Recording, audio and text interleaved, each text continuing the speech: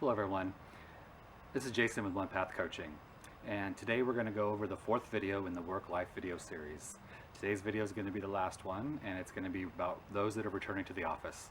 So I know some people have already returned, and there's a lot of people that are going to be returning. I've just heard that in the San Francisco Bay Area, there's some companies that are announcing some dates for the return to office. So that's coming up for a lot of people. So the one thing that I would recommend is, as you prepare for this, is to have in mind boundaries, and realistically, be prepared for what you are or will be willing, comfortable with, and keep in mind, what if those boundaries are broken? So that's something that, just in life in general, having boundaries is great, and knowing kind of before you go in, kind of where your mindset's at with those. We don't want to be firm and unyielding, but we do want to have some awareness of what we're looking for as we go back. And then there's the unknown. With everything and all of this and all realms, there's still that unknown.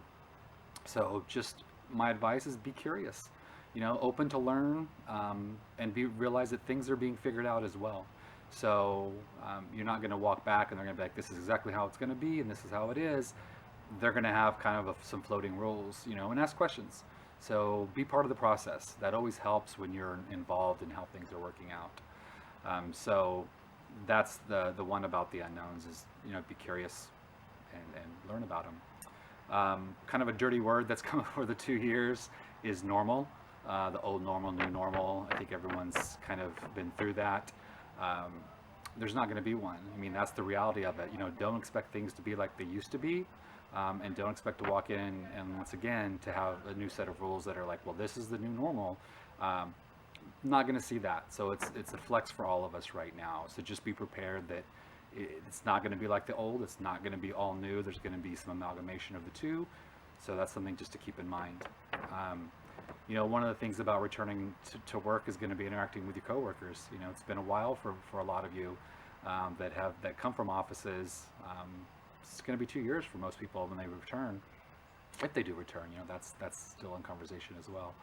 And keep in mind that the coworkers are going to have different views than you. Some might support the way you feel about things in returning to work, some might not. And it's going to be on both sides. So wherever you fall, there's going to be both sides to it. So just be aware of that. Some are going to be excited to return, some not going to be so excited to return, and it's going to be a challenge for them. So the key is really to communicate, to really talk it out. I mean, these are your colleagues. These are not adversaries. These are people that you work with and have relationships with. These are your peers. And so really communicate and really talk about it and be open to hearing both sides of the situation, kind of how they feel. And the key to communication is always listen. Really be involved in listening. Sometimes we get into conversations and we're just waiting for our turn because we know what to say, or we're waiting to what to say for our turn. Listen, really digest, let's have some good conversations and make it better for everybody. With that said, you really want to find a place and have a plan for kind of a relief valve. So as you get in there, if things get a little tough, you want to have like, well, I'm going to step out and get some air, or I'm going to go to the break, during your lunch, whatever it looks like for you, whether it's sitting with your old friends or it's just getting out by yourself, whatever works best for you. But kind of have that in mind, so you don't want to cut off guard and have something go not so great or be challenging, and then you're like, well, I don't know what I want to do. Kind of have an idea of what's going to happen, if something was to go wrong. Let's hope everything goes smooth and great, right? The one thing that through all these videos, we've talked about self-care, getting out and getting some air, being physical, exercise, maybe some mindfulness, some yoga, definitely stands for this as well. Any stressful situation, those are all great points. The one thing that I'm going to share with this video that I didn't really get into in the other videos is an actual technique that I use with clients all the time. It's called perceptual positions. This is a great technique if you have challenges with somebody else, or you're preparing to possibly have challenges. Like, me and Bob, we just don't see eye to eye on things, and you're preparing for that conversation. And it'll also work too if you had a negative conversation with somebody and you want to kind of readdress it and kind of come to terms with how that conversation went. But for this, let's talk about if preparing for possibly tough conversations. So perceptual positions is basically, and this is obviously not a full class in it, and it works best with a coach to process through, but for our example today, it's to how you looking through your own eyes, you know, perceptual positions, where you're coming from. So there's three real positions that we talk about. And the first one is position one, and that's actually, so imagine you and Bob in a conversation, and the first position is looking through your own eyes.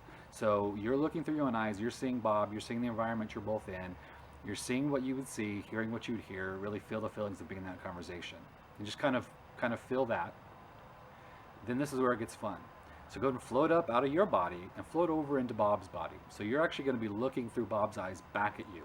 Now Bob's seeing you, you're seeing through Bob's eyes, and you're going to see what he saw, hear what he would hear, and feel the feelings of him being in that conversation.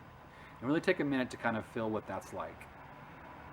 Then the third position is you're going to float up out of Bob, and you're going to be like a bird's eye view. You're going to be looking down on the two of you, and you're going to observe the conversation between you and Bob, and really just kind of see how that interaction goes, and see if there's any insights you can gain from watching that. And that's perceptual positions for the most part. It just gives you another viewpoint on a conversation that maybe you hadn't seen before. So that's something that you can use if you've had a tough conversation with somebody, and to revisit it and kind of get the learnings from it, as we say, or if you're preparing, you might have a challenging conversation. So that's it. That's the end of the videos. You know, I wish everyone the best. All of us in our work life, we've had our challenges, and you could always reach out to me if you have any questions. Jason with One Path Coaching. Have a great day.